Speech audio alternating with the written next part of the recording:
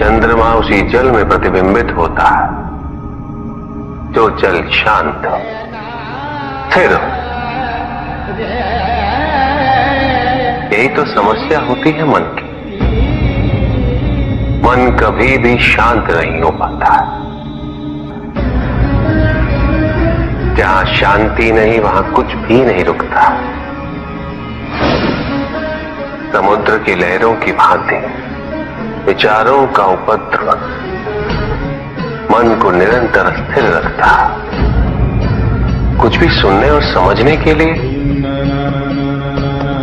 मन का मौन रहना आवश्यक है, किंतु मन मौन रहना नहीं जानता। वो तो निरंतर कुछ ना कुछ कहता रहता, प्रतिपल शब्दों का आक्रमण चलता रहता है मन पर। और यही आक्रमण है जिसके कारण व्यक्ति कभी भी शब्दों के परे नहीं जा पाता। जहां जीवन की सत्यता का बोध उसकी प्रतीक्षा कर रहा होता।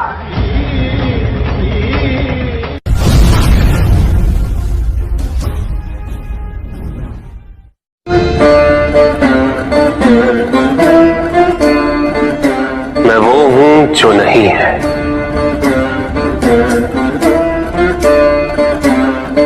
जो नहीं है वो मैं हूं।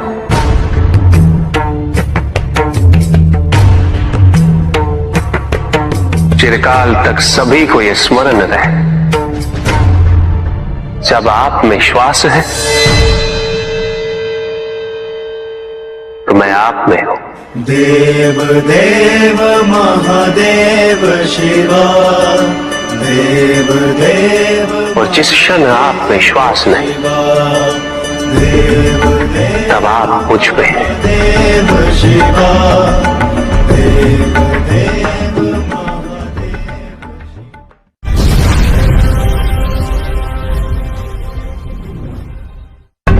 सत्य को जानने के लिए वन में जाना अनिवार्य नहीं है। अपने निजी, पारिवारिक और सामाजिक दायित्वों का परित्याग भी आवश्यक नहीं है। सत्य तो सदैव हमारे साथ है, हमारे सामने है, किंतु हम स्वयं धीरे धीरे उस पर अपने क्रोध, अपने अहम, भय, विचार और महत्वाकांक्षाओं जैसे कई आवरण चढ़ा देते हैं। सत्य हमसे नहीं, हम स्वयं सत्य से दूर हो जाते हैं।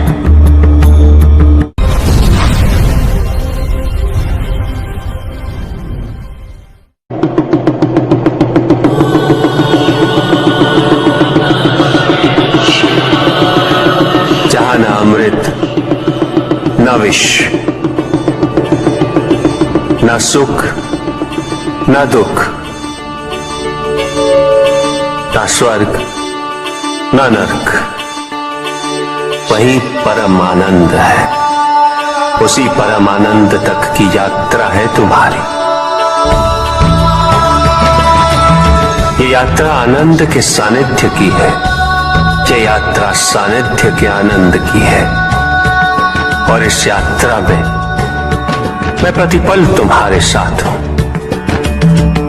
मुझे ढूंढो मत, केवल पहचानो, तुम ही मैं हूं, मैं ही तुम। हर आरंभ का मैं ही अंत हूं और हर अंत सदैव मेरा ही आरंभ होगा। देव देव महादेव शिवा, देव देव महादेव शिवा। तुम्हारे साथ छल तुम्हारी अपनी इच्छाओं ने किया है, तुम्हारे हट ने किया है। तुम्हारी अपनी सोच ने किया है। ये रहस्य नहीं कि प्रत्येक आत्मा मुक्ति की इच्छुक होती है। जो मरता है वो है पंचभूतों से निर्मित शरीर।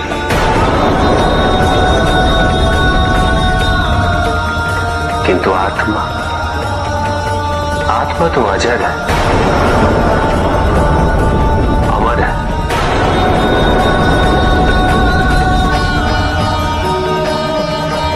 जिसकी यात्रा मोक्ष पर संपूर्ण होगी।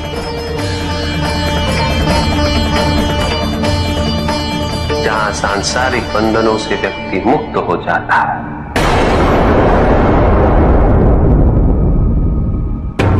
सारी इच्छाएं लुप्त हो जाती। किंतु तुमने तो कभी सत्य की खोज ही नहीं की।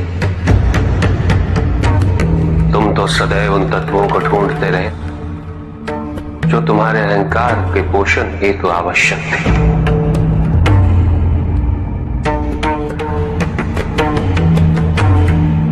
किंतु सत्य तो यही है कि ना कोई तुम्हारा है और ना तुम किसी की। जो है वो परमात्मा का है और जो नहीं वो भी परमात्मा का ही है। इस शरीर में तुम इस सत्य से अनभिज्ञ हो, किंतु इस शरीर के पूर्व तुम्हें इस सत्य का बोध था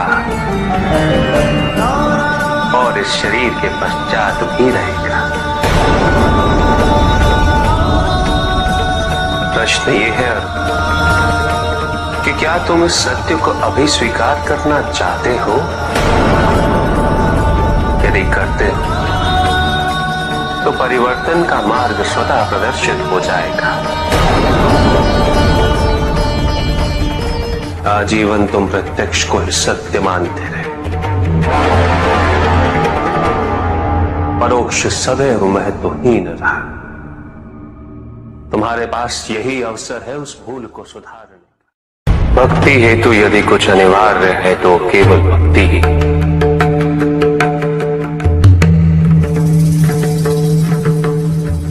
किंतु प्रश्न ये है कि क्या आपकी भक्ति संपूर्ण है? विश्वास और भ्रम के बीच की रेखा अत्यंत महीन होती है।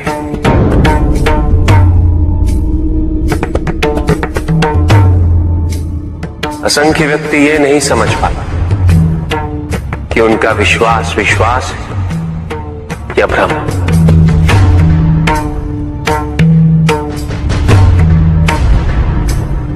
मुझ तक पहुंचने के लिए किसी और की आराधना अनिवार्य नहीं। मेरे सच्चे भक्त तो मुझे किसी भी रूप में पूज सकते, किसी भी रूप में प्राप्त कर सकते। ओम नमः शिवाय। पुरुष और प्रकृति एक है, वो कभी पृथक नहीं हो सकती। शक्ति शिव के बिना अधूरी है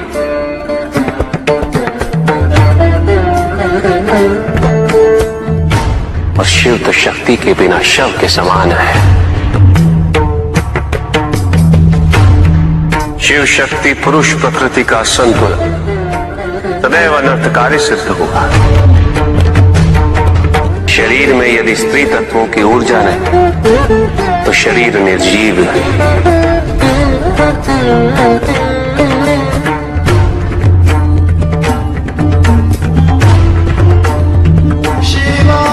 शक्ति और शिव के संपूर्ण रहस्यों को समझ लेना भक्ति, ज्ञान और तपस्या की पराकाष्ठा है।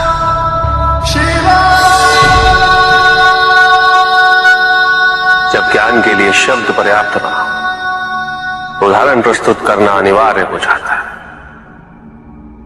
केवल आपके लिए ही नहीं, अपितु आपके माध्यम से समस्त संसार को शिव और शक्ति की संयुक्ता से पुनः अवगत कराना इस प्रसंग का उद्देश्य था, जो पूर्ण हुआ। महादेव महादेव।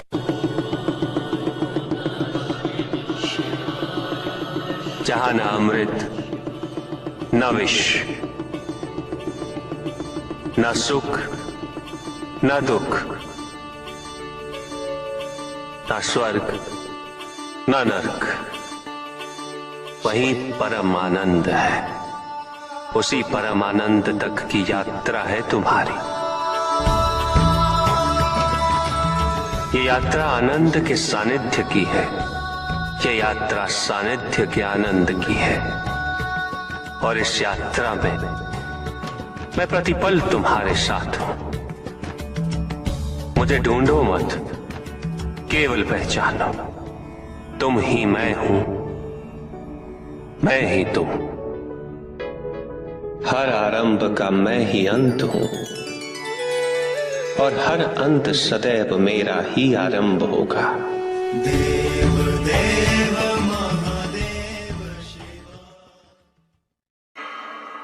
पंडित महोदय को अपने अंतिम उत्तर का तात्पर्य बताओ।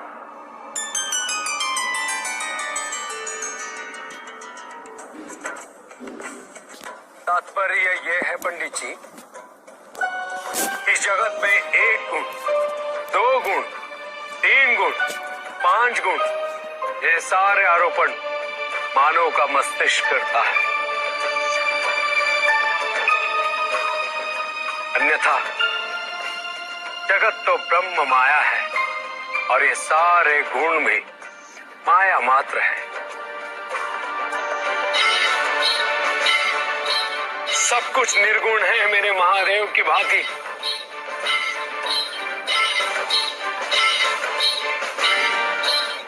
और गुण तो मात्र लीला का नाम है। साधु साधु साधु साधु। किंतु प्रभु, ऐसा कोई ज्ञान तो इस संसार में है ही नहीं। वेद तो ईश्वर की आराधना, व्रत, तप, ज्ञान आदि क्रियाओं से करना सिखाता है। तो फिर निर्गुण वाली बात सत्य कैसे हो सकती है? वेद में ही सारा ज्ञान है पंडित महोदय। वेद का सही अर्थघटन करना इस समय संभव नहीं। अनंत शिव प्रजापिता ने वेद के मंत्र दी ताकि मनुष्य मात्र अपने गुणों के माध्यम से निर्गुण तक पहुंच सके।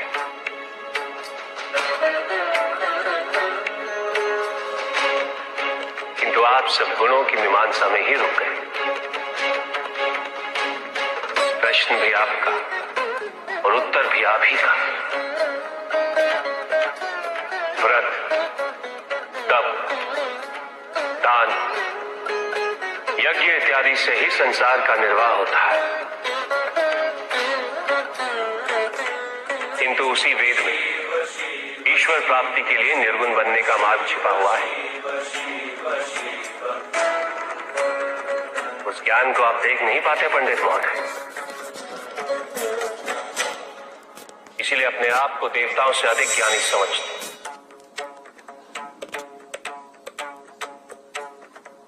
पंडित महोदय, ज्ञान का भ्रम अज्ञानता का प्रथम लक्षण है।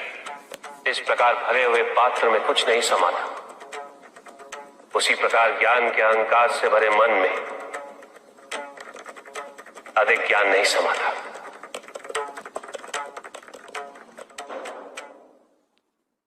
पूछ सकता हूं? अवश्य ऋषि कश्यप। जहां प्रश्न नहीं वहां जिज्ञासा नहीं, और जहां जिज्ञासा नहीं होती वहां ज्ञान की वृद्धि नहीं हो सकती। निसंकोच होकर पूछिए। प्रभु, आप तो कालोपरी हैं, सर्वज्ञ हैं, त्रिकालदर्शी हैं। चारों ओर ये जो अज्ञान का अंधकार फैल रहा है, उसमें ज्ञान का मूल अर्थ कहीं ना कहीं खोता जा रहा है। मेरा आपसे विनम्र निवेदन है प्रभु, किसी अन्य विषय पर चर्चा आरंभ करने से पूर्व हमारे और इस समस्त संसार के कल्याण और मार्गदर्शन हेतु आप ज्ञान की मूल परिभाषा से एक बार हमें पुनः अवगत करवाएं।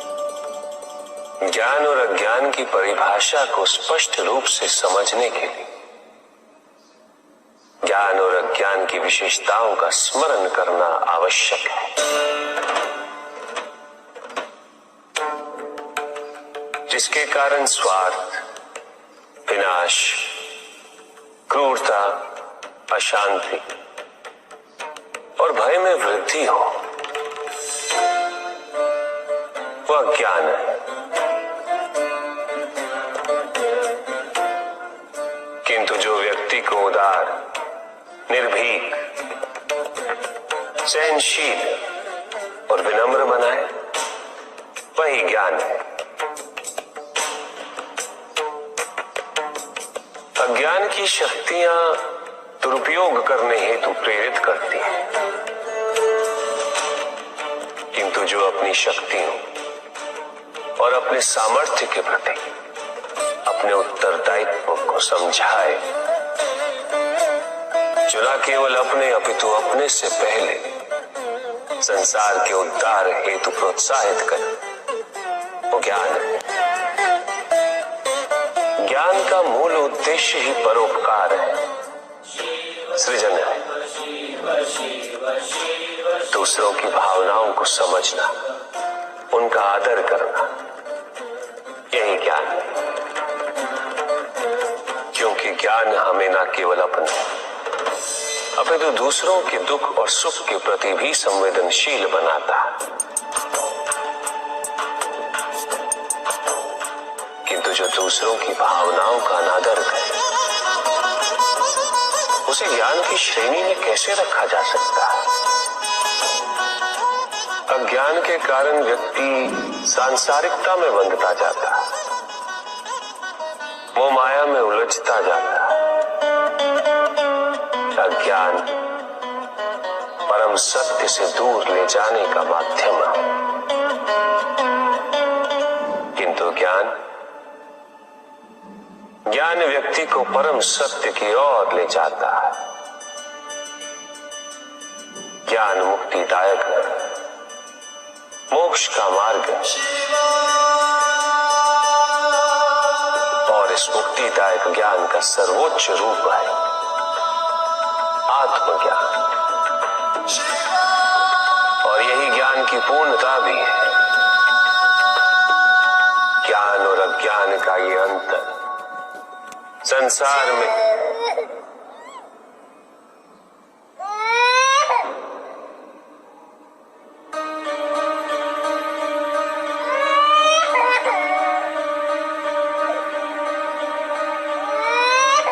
ऋषि कश्यप, ये तो किसी शिशु का क्रंदन है।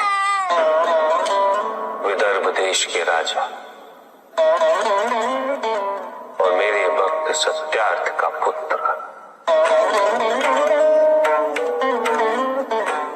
चालू देश के राजा ने सत्यार्थ की हत्या कर दी।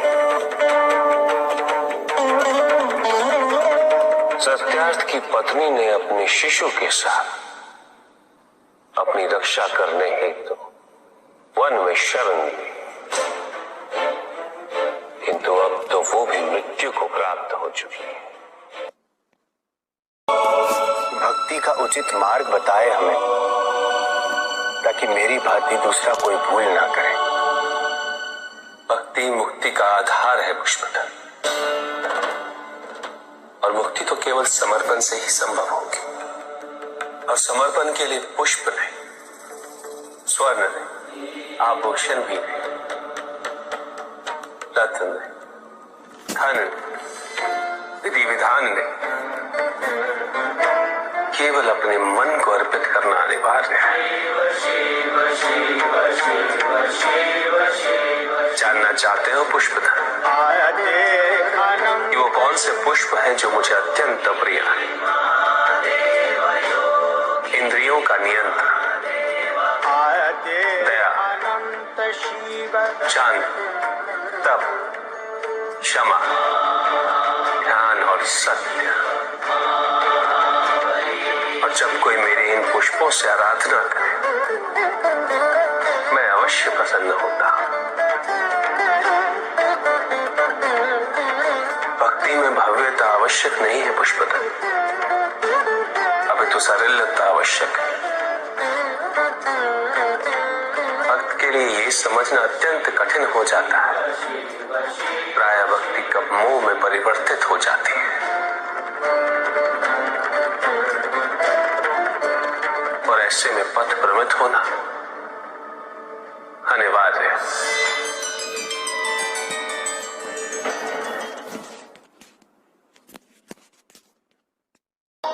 किंतु पिताजी, कुछ व्यक्ति अहिंसा का व्रत कर रहे हैं,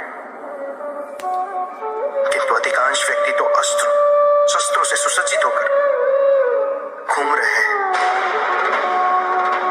शरीर की रक्षा के लिए बड़े दुर्ग बनाए जा रहे हैं, कवच बनाए जा रहे हैं, क्योंकि उन्होंने स्वयं योग और शुभता के कवच का त्याग कर दिया पुत्र।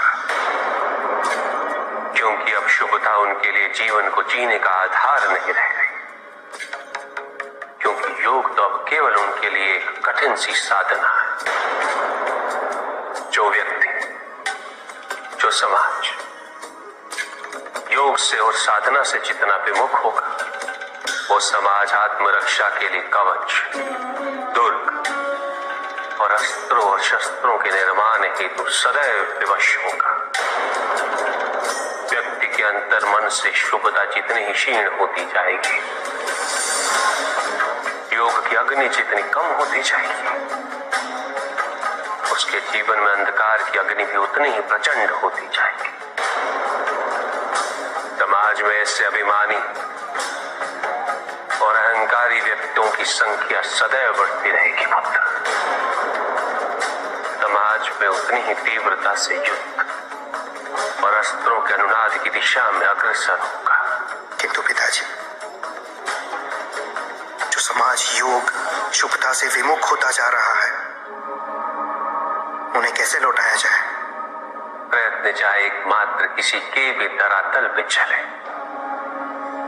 जब तक सृष्टि के किसी भी अंश, जब तक एक प्राणी की शुभता और योग के द्वारा इस समाज को संचालित करने के लिए प्रयत्नशील रहेगा, जब तक वो शुभता और योग को केवल शोभा की वस्तु नहीं समझेगा, तब तक सृष्टि में शुभता की पराजय असंभव है पुत्र। तब तक योग, बल और शुभता का समापन नहीं हुआ है। परिस्थितियां कैसी भी विकट हो पुत्र, अहंकार के अंधकार का आवरण चाहे कितना भी घना हो, आध्यात्म योग और शुभता का एक लघु दीपक भी सदैव उस पर विजयी होता रहेगा। मेरा एक कथन सदैव स्मरण रखना पुत्र, मन के हारने से हार और मन की जीत में ही जीत होती है। अपने मन से शुभता और योग को तुम कभी भी विस्थापित नहीं होने देना।